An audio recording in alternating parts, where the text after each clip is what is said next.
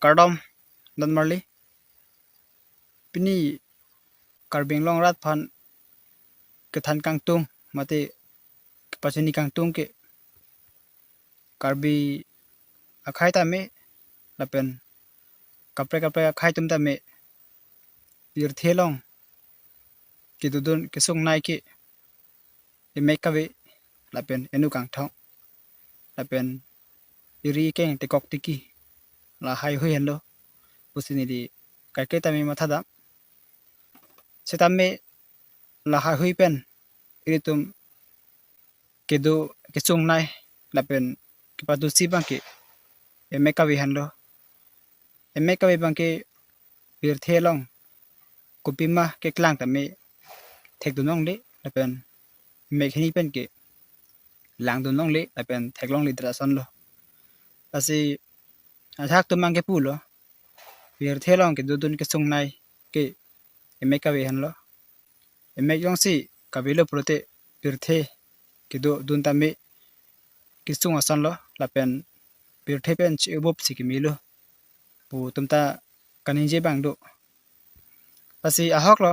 Iritum Bir Thelong Dudun Tek Teke Emek Le Mission Lapen Chachar Et Posonte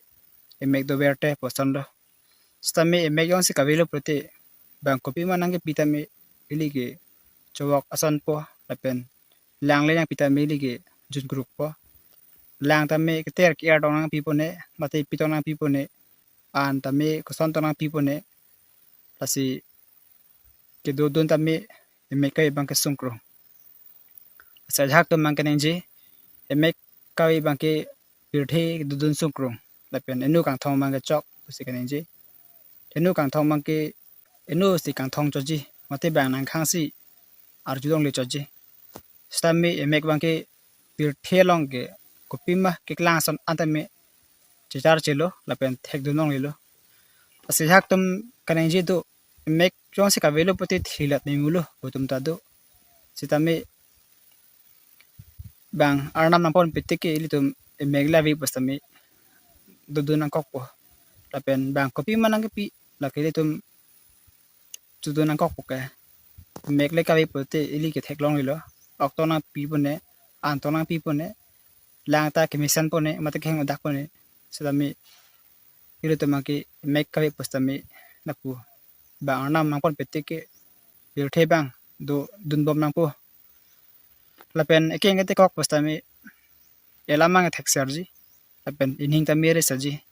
Asi Akamang Seklemun Echot Lapen Tam Un Echot Ji Asi Ekeng Ke Tekok Puno Enu Kang Thong Puno Ke Matha Bang Ke Mesian Po Sitame Ke Klemang Ke Un I Lasi Birthe Long Sondo Ajak Tum Mang Ke Anu Kang Thong Lapen Amekawi Lapen Ari Ekeng Ke Tekok La Hai Hui Tami Tupik Sitame Ilitum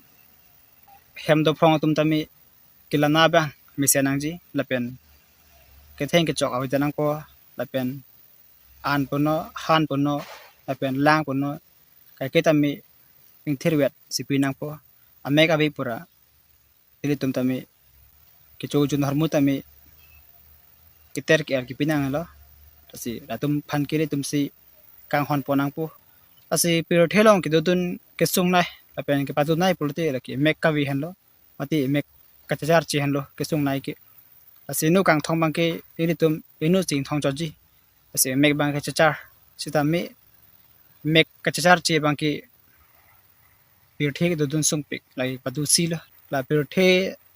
Ke Dudun Ke Emek Ajoy Ne Chat Emek Yong Se Avilo Puti Ke Lang Tame Son Avilo Lapen Ke Chus Tame Ening Sam Sedat Po Athima Emek Heni Pan Chachar Chi Tek Long Le Hormusi Ilitum Ke Chunang Kok Po Banang Pi Pastame Methang Tek Long Lor Asan Anke Ning Kang Sam Kali